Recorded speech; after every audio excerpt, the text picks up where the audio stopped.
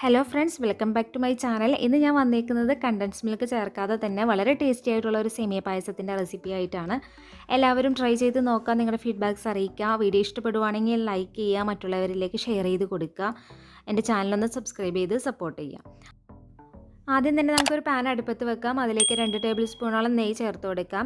നെയ്യ് ചൂടായി കഴിയുമ്പോൾ നമുക്ക് അതിലേക്ക് 2 ടേബിൾ സ്പൂൺ അണ്ടിപ്പരിപ്പ് ചേർത്ത് കൊടുക്കാം. അതൊന്ന് റോസ്റ്റായി കഴിയുമ്പോൾ നമുക്ക് അതിലേക്ക് 2 ടേബിൾ സ്പൂണോളം മുന്തിരി ചേർത്ത് കൊടുക്കാം.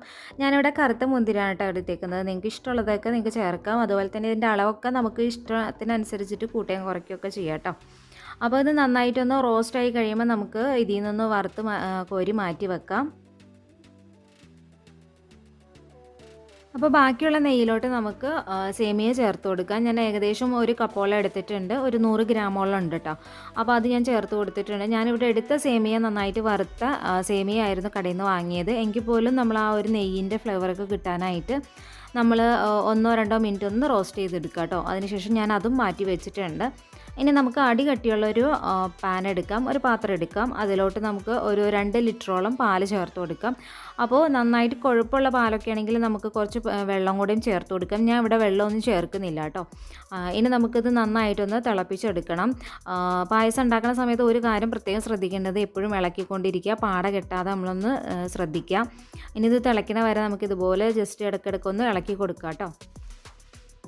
അപ്പോൾ തിള വരുന്ന സമയമാകുമ്പോൾ നമുക്ക് ഇതിലോട്ട് ഇനി പഞ്ചസാര ചേർത്ത് കൊടുക്കണം. അപ്പോൾ 3/4 കപ്പോളം പഞ്ചസാര ഞാൻ ചേർത്ത് കൊടുക്കുന്നുണ്ട്. ഇനി നിങ്ങളുടെ മധുരത്തിനനുസരിച്ചിട്ട് കൂട്ടുകയും കുറയ്ക്കുകയും ഒക്കെ ചെയ്യാം. അപ്പോൾ ടേസ്റ്റ് ചെയ്ത് നോക്കുക. അതിനുശേഷം പഞ്ചസാര വേണമെങ്കിൽ ചേർത്ത് കൊടുക്കുക. ഇനി നമുക്കിത് നന്നായിട്ട് ഒരു 15 മിനിറ്റോളം നമുക്കിതൊന്ന് നന്നായിട്ട് തിളപ്പിച്ചെടുക്കണം. നന്നായിട്ട് തിളച്ച് വരുന്ന സമയത്ത് ഒന്ന് ഫ്ലെയിം കുറച്ച് വെക്കുക. അതിനുശേഷം പിന്നെയും കൂട്ടി വെച്ചിട്ട് തിളപ്പിക്കുക. നന്നായിട്ട് ഈ ഒരു പഞ്ചസാരയും പാലും കൂടെയും നന്നായിട്ട് മിക്സായി നന്നായിട്ട് കൊഴുത്ത് വരണം. അതുവരെ നമുക്കിതൊന്ന് തിളപ്പിച്ചെടുക്കണം. അപ്പോൾ ഒരു കണക്കൊക്കെ പറയുകയാണെങ്കിൽ ഒരു 15 മിനിറ്റോളം നമുക്കതുപോലെ ചെയ്തെടുക്കണം. അതിനുശേഷമാണ് നമ്മളിതിലേക്ക് സേമിയ ചേർക്കുന്നുള്ളൂ.